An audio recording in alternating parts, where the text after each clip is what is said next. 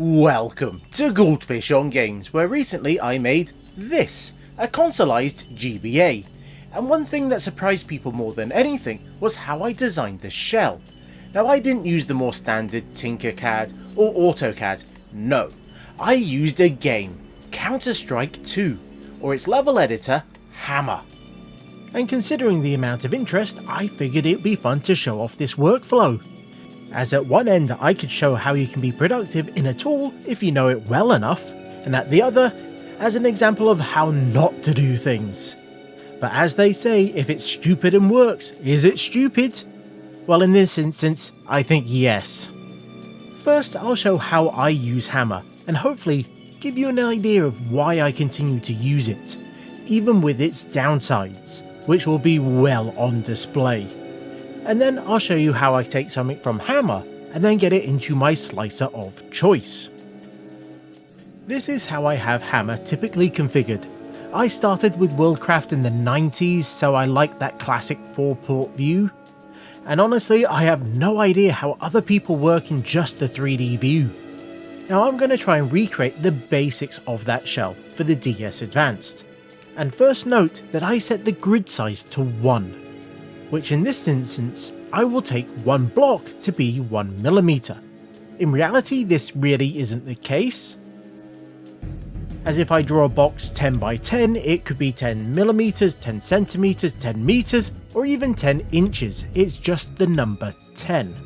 And this is something we'll have to keep in mind when we export it later. But this also means that we're going to be working at a very small scale in this editor. And also, because this is a programmer's tool, it will only increment that grid size in powers of 2. So you can't just set it to 100 for example, the closest is 128. And after cleaning up this example level, my first step is to try and create a reference to work around. And in this instance, it's going to be the motherboard that will go inside. And with some photos of that board, I'm going to create a material, and then knowing its rough dimensions, we can draw this to a block. And then we can set the texture scale so it looks correct.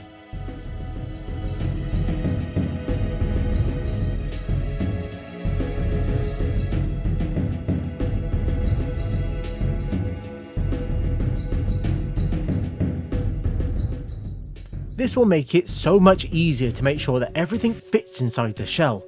But it also means lining up the screw holes and other openings is also made significantly easier. Now I could just make a simple box by creating the bottom, then a few walls, and then duplicating them, and then within a few minutes we would be done. And then I could just show you the export process.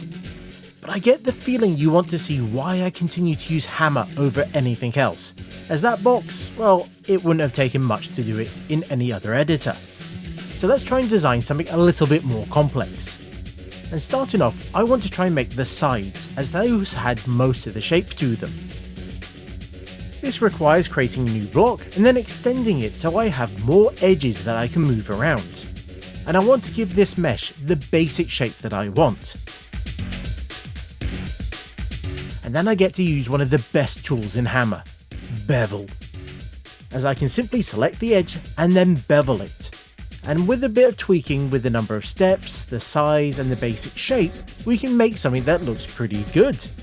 But it is going in the wrong direction. The GBA curves inwards, not outwards.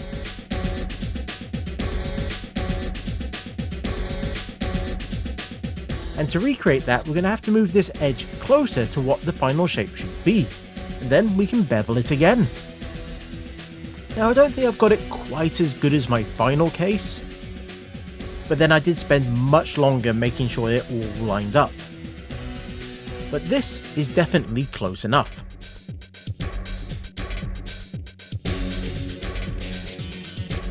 And I can also bevel the corner over here to try and give us some more curves. And why not, let's also try and smooth down this point as well, so it's not quite a hard angle.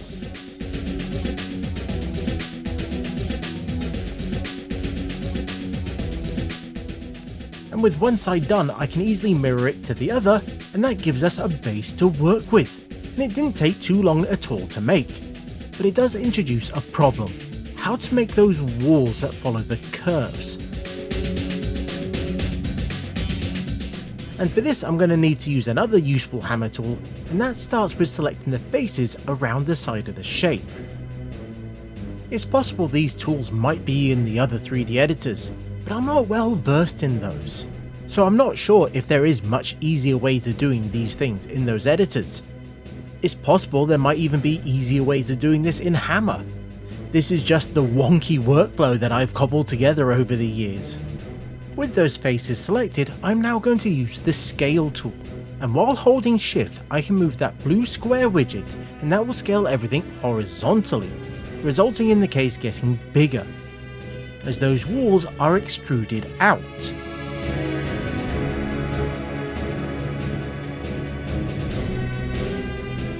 And now I can select those new top faces again, all while holding down the Shift key, and I can move them up to form walls. Now I could have made this a bit easier on myself by removing some of the edges first that I don't really need. And there's some other tidy ups that I could have done as well, but I'm wanting to show you how quickly you can create these complex looking shapes using just a few simple tools. To make some of the other walls, that I can grab the edges and then move them around to tidy things up a little bit and try and get rid of some of the weird shapes.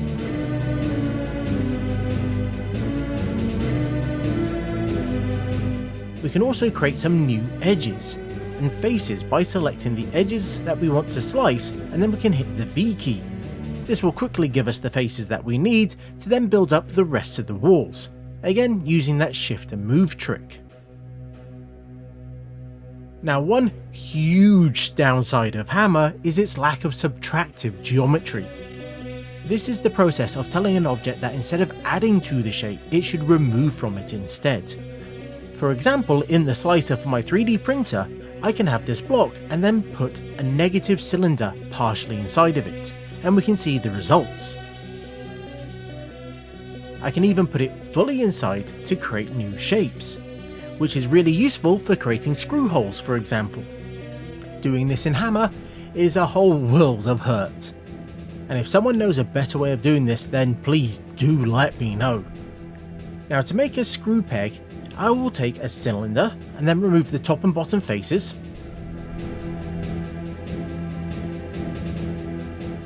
and then select all the ones on the outside and then flip them using the F key so they'll point inwards. If this isn't making any sense, then well, it doesn't get much better. I can now take the top and bottom edges and use the extrude trick to then give an upper and bottom lip. And then I'm going to use the bridge tool, reducing the number of steps so it will fill the shape, so it now looks like a pipe mesh. And with this we can now duplicate it to use as screw holes, and we can use the motherboard model to line them all up. And if it looks too big, then you can easily rescale the inside so it will match. But what if we wanted a screw that came in from the outside of the case? Well, things get even more complex from here on out. More so if we try to make a hole in a pre-existing mesh, as we're going to have to select various edges and then use the split tool again to try and add new faces, until eventually we end up with something around about the size that we want. And then we can remove the faces and then use the bridge tool to fill up the gap, and there we have a hole. To fill it, we're going to have to extrude the pipe down and then move the edges out to then fill the gap. Bonus points if you can actually make this hole square to start with, so you can line things up a bit easier afterwards. Now, it's far better to have planned these holes in advance, or use the extrude trick to make the hole in the first place. But you still have to do a lot of work with the pipe to make sure it fits. Now, I'll admit I've not done a particularly great job here. The hole wasn't really square, and trying to get it to line up afterwards was just a bit of a mess. But that is how things go when you're 3D modelling. Sometimes you just mess up and you have to start again. And with the basics done, it's not hard to duplicate the work, so it's now the top of the case. And obviously if this was the actual shell, we wouldn't have these holes at the top, and I'd probably have a place for the cart to go.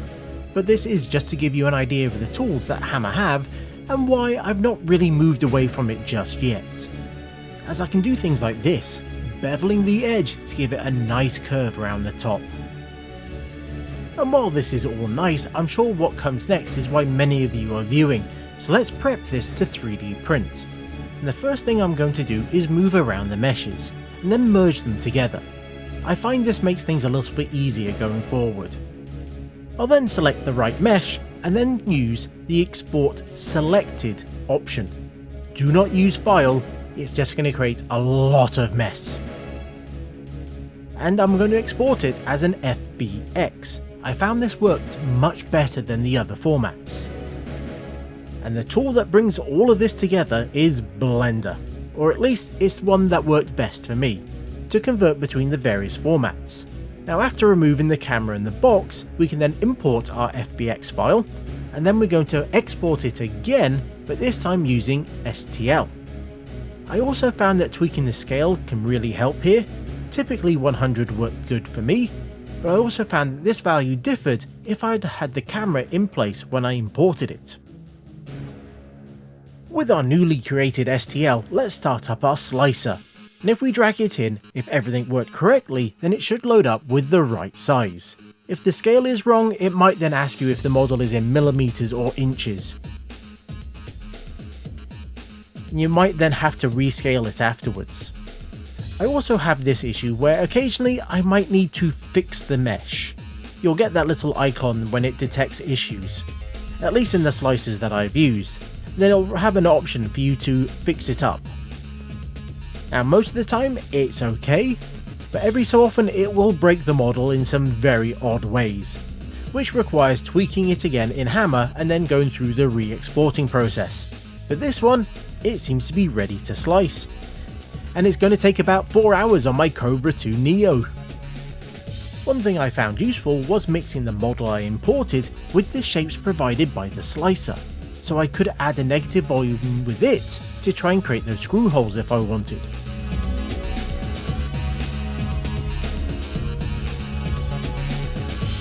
Another thing that I also found helped was splitting the object up into more parts that I could print flat.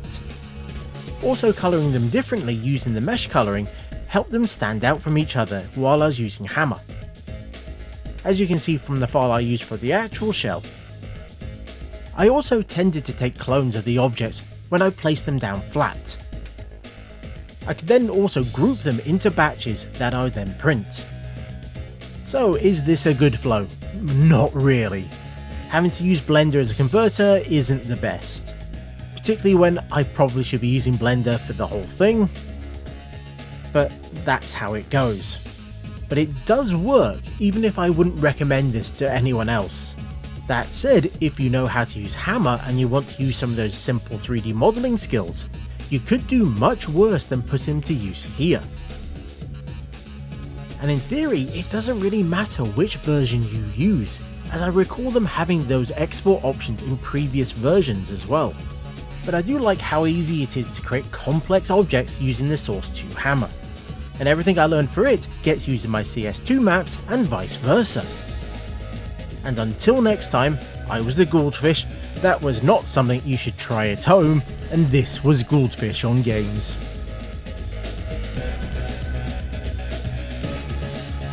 Thanks for watching this silly little video. I hope you found it useful and enlightening, or at least you now know how to not go about making 3D models to print. And if you did enjoy this, then please consider liking and subscribing. Even though this really isn't the content that I usually make,